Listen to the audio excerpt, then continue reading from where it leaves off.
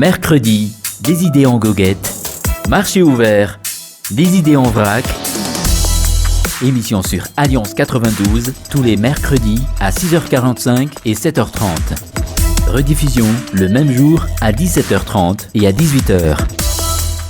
Marchandage et le marché des idées reste aussi dynamique, mais dans quel sens? Sans doute, voilà pourquoi Manara Samuel nous brosse un arrêt sur les étals de ce mercredi en nous titrant « À côté de la blague ». Si ce n'est l'élocution d'un Premier ministre ou la nationalité de la gagnante d'une émission de télécrochet, c'est le sempiternel débat sur l'usage des mots malagas et malgache pour se croire drôle ou pour recueillir le maximum de réactions et faire le buzz. Peu importe visiblement que le contenu de l'intervention soit déterminante pour la suite de l'état d'urgence sanitaire, que la jeune chanteuse ait tout simplement gagné un concours international dont la dimension dépasse largement les frontières ou qu'elle ait presque à chaque fois clairement arboré ses racines malgaches ou malagas, certains estiment qu'il ne sert à rien d'en tirer une quelconque fierté. N'aurait-on donc pas dû accueillir les Barrés en héros après leur exceptionnel parcours qui les a menés jusqu'en quart de finale de la Coupe d'Afrique des Nations?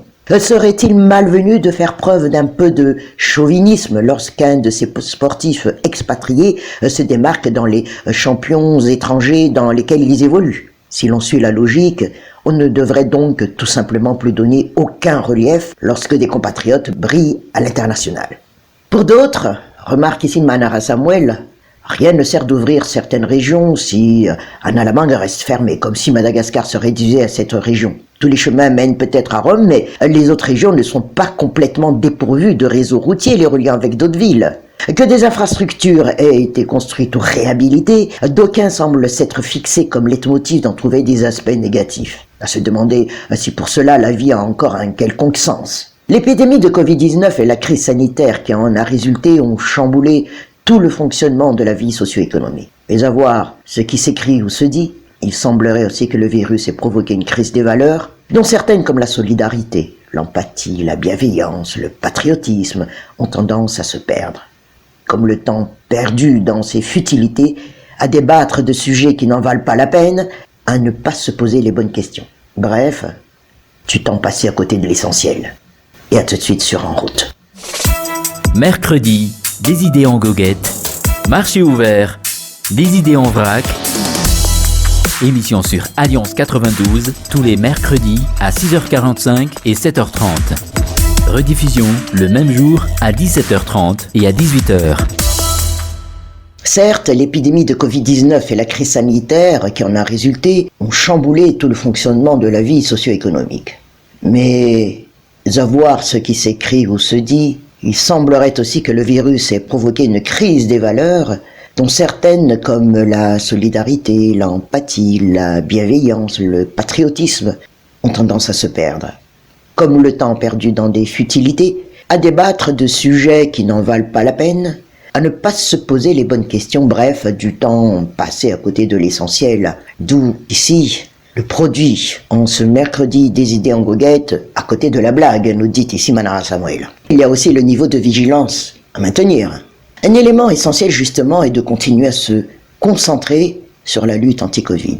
Il ne faut pas avoir une ouïe et une mémoire sélective, ni oublier volontairement qu'il a été dit et redit au moins une fois tous les 15 jours, que malgré l'assouplissement, voire la levée de certaines mesures, les règles de sécurité sanitaire doivent être strictement respectées, tout comme les gestes barrières, ainsi que la consigne selon laquelle une seule personne par famille doit sortir pour le marché quotidien. Ce dernier point d'ailleurs ne se voit guère dans les scènes de vie quotidienne où malheureusement les marchés et autres places publiques restent bondés. Il n'empêche que les confinements de fin de semaine ont eu des effets, peut-être pas encore ceux réellement escomptés, mais les statistiques ont considérablement baissé. Au grand dam des adeptes des théories conspirationnistes, ce n'est même plus une question de chiffres officiels, mais un fait, une réalité. Dans les hôpitaux et les centres de traitement qui respirent de nouveau depuis quelques jours, tout comme certains hôtels-hôpitaux qui sont désormais fermés pour revenir à leur vocation d'origine. Les débats sur la véritable efficace d'un confinement du week-end étaient d'actualité pas plus tard qu'en mars dernier dans certains pays et villes européens. Et ceux-ci sont actuellement en train de renouer donc avec la normalité, avec notamment le retour des spectateurs dans les stades, les concerts tests, en présence du public. Mais l'impact de la mesure sur le taux d'incidence du virus est désormais difficilement vérifiable, avec le processus vaccinal qui a bien avancé. En comparaison ici, fait par Manara Samuel au pays, les week-ends confinés ont clairement eu un impact positif, grâce notamment aux efforts d'une large frange de la population. Et à ce niveau, ce ne serait sans doute pas trop s'avancer que de relever en guise de première conclusion que les grands rassemblements constatés au niveau des marchés hebdomadaires, les visites et sorties familiales, ainsi qu'aux virées arrosées entre amis en périphérie, ont constitué des vecteurs de transmission du virus. Maintenant, les cultes ont été pris dans le sillage de ce confinement et les appels à rouvrir les églises, temples, mosquées se multiplient. En toute bonne foi, il faut en réalité reconnaître que la mesure de fermeture des lieux de culte a déjà été levée, sauf dans quelques districts où la dynamique de l'épidémie continue d'inquiéter. Il ne s'agit plus, au stade actuel des choses, que de restrictions locales. Question alors posée ici par Manara Samuel, doit-on arrêter d'appliquer un dispositif qui a fait ses preuves ? Ce ne serait certainement pas opportun. À moins de vouloir s'exposer à une autre vague de contamination. Bien sûr, Manara Samuel. Mercredi, des idées en goguette. Marché ouvert, des idées en vrac. Émission sur Alliance 92, tous les mercredis à 6h45 et 7h30. Rediffusion le même jour à 17h30 et à 18h.